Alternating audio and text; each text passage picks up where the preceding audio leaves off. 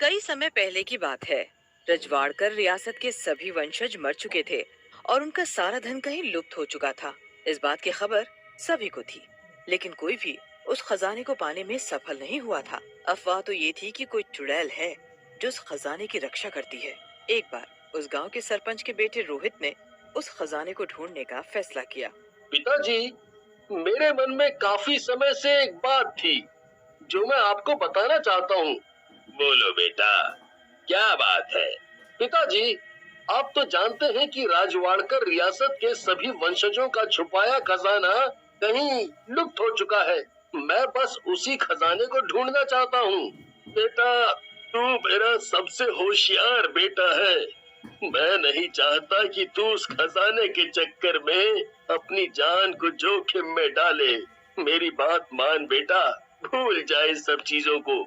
वहाँ जाना ठीक नहीं तेरे लिए। लेकिन पिताजी, आप सिर्फ ये देख रहे हैं कि मैं हार जाऊंगा। आप ये सोचिए कि अगर मैं इस खजाने तक पहुँच गया तो क्या होगा। हम इस गांव को कहां से कहां पहुंचा देंगे। लेकिन बेटा, मुझे ये बात सुनकर ही डर लग रहा है। वहाँ से कोई भी कभी लौट के वापस नहीं आया है। तू हमारा इकलौता बेटा है। तेरे अलावा हमारा है ही कौन। बेटा, जाने की जिद मत कर, मत कर। मुझ पर भरोसा करिए पिताजी, मैं अपना ध्यान रखूंगा। प्लीज हमें जाने दीजिए। आप तो जानते ही हैं कि मेरा कितना मन है। प्लीज पिताजी। ठीक है, तुम जाओ, लेकिन अपना ध्यान रखना। भगवान तुम्हें कामयाबी दे। याद रहे, तुम्हें हमारी कसम, तुम अपनी जान को खतरे में नहीं डालोगे। आप फिक्र ना करें पिताजी, मैं अपनी पूरी कोशिश करूंगा। और देखना पिताजी, मैं खजाना लेकर ही वापस आऊंगा। इसके बाद रोहित ने पूरे दिन भर सफर की तैयारी की और अगले दिन सफर के लिए निकल पड़ा।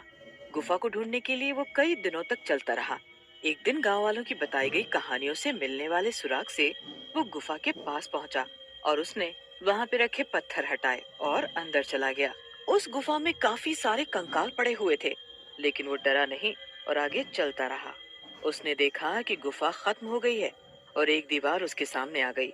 उसने काफी देर तक दीवार के हर कोने को बारीकी से देखा और फिर उसने उस दीवार पर हाथ रखा और वो दीवार हिलने लगी और एक धुआं आया और थोड़ी देर बाद रोहित की आंख खुलती है और वो खुद को खुले मैदान में पाता है। हे भगवान, ये क्या मुसीबत है। लगता है खजाने की सुरक्षा के लिए ये सब बनाया होगा, ताकि कोई भी आसानी से खजाने तक न पहुंच पाए। अब क्या करूं समझ नहीं आ रहा। ऊपर से गला भी सूख रहा है। वो देखता है कि दूर दूर तक वहाँ पानी के लिए नदी तालाब कुछ भी नहीं है। पानी की तलाश में वो आगे की तरफ चलने लगता है। चलते चलते रोहित को चक्कर आने लगते हैं और वो अचानक एक आदमी से टकरा जाता है। उसे लगता है शायद वो भी उसी की तरह खजाने की खोज में आया है। रोहित जैसे ही उसके कंधे पर हाथ रखता है, उस इंसान की गर्दन पीछे की तरफ मुड़ने लगती है। ऐसा नजारा अपने सामने देखकर रोहित घबरा जाता है। रोहित भागने की पूरी कोशिश करता है, लेकिन भाग नहीं पाता और ना ही चिल्ला पाता है। अचानक रोहित की आंख खुलती है और वो खुद को गुफा के अंदर पाता है। गुफा का पानी धीरे धीरे बढ़ने लगता है। मुझे जल्दी यहाँ से बाहर निकलना होगा, नहीं तो आज मेरे प्राण गए। क्या करूँ समझ नहीं आ रहा है। ऐसा करता हूँ, दीवार के कोनों में देखता हूँ, क्या पता बाहर निकलने का कोई रास्ता मिल जाए। दूसरी तरफ गुफा में पानी का स्तर धीरे धीरे बढ़ रहा होता है और रोहित को कहीं भी बाहर निकलने का दरवाजा नहीं दिख रहा होता है, लेकिन फिर भी वो अपनी पूरी जान लगा देता है। पानी उसके शरीर के ऊपर चला जाता है। तभी उसे नीचे जमीन में कुछ दिखता है। वो तैरते हुए उसके पास पहुंचता है।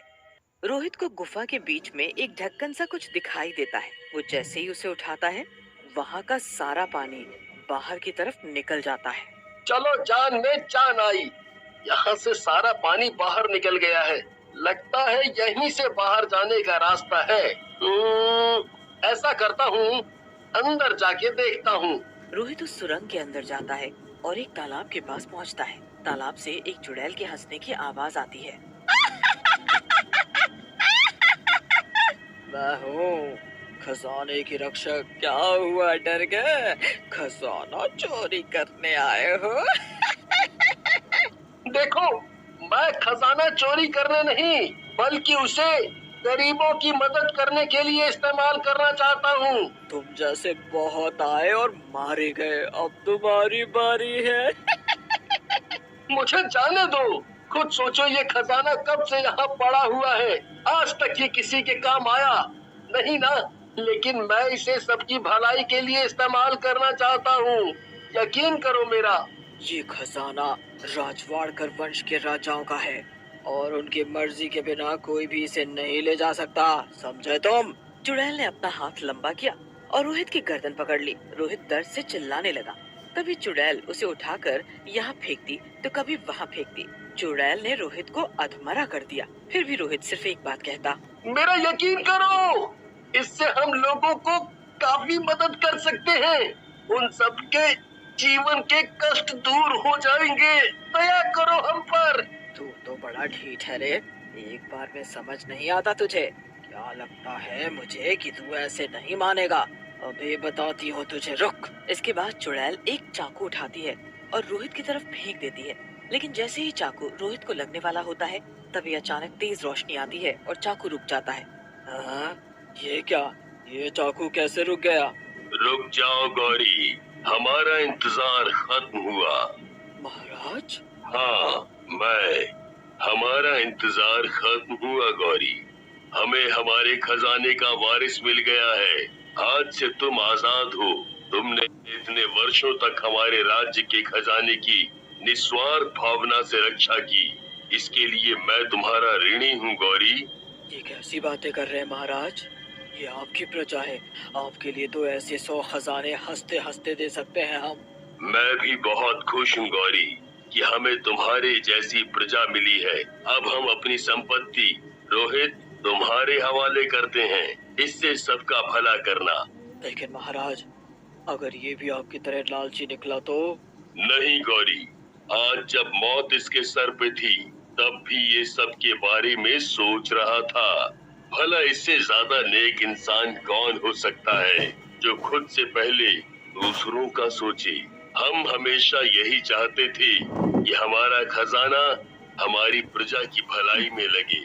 लेकिन रोहित से मिलने के बाद मुझे यकीन हो गया है कि इस खजाने को अपना वारिस मिल गया है। इसलिए अब हम इस दुनिया से खुशी खुशी यहाँ से जा सकते हैं। मुझे माफ कर दो रोहित, मैं तुम्हें सही से पहचान नहीं पाई। इस खजाने का ध्यान रखना और लोगों की भलाई करना और हमेशा सबकी मदद करना। महाराज, आप मुझ पर यकीन करिए, मैं आपके इस खजाने का कभी भी गलत इस्तेमाल नहीं करूंगा। इस खजाने से मैं हमेशा सबका भला करूंगा ताकि आपके खजाने का सही इस्तेमाल हो सके। आप बेफिक्र हो जाइए, आपकी अधूरी इच्छा मैं पूरी करूंगा। हमें खुशी हुई जान के कि तुम मेरी इच्छा पूरी कर रहे हो। गौरी, तुम्हारे जाने का वक्त आ गया है। तभी वहाँ एक रोशनी आती है और गोरी वहाँ से गायब हो जाती है। तभी थोड़ी देर बाद महाराज भी वहाँ से गायब हो जाते हैं। इसके बाद रोहित वहाँ से चला जाता है और वहाँ कुछ लोगों को लेकर आता है और वहाँ से सारा खजाना ले जाता है और उस खजाने से लोगों की भलाई के लिए वो काम करना शुरू कर देता है और अपना पूरा जीवन लोगों की खुशी के लिए लगा देता है।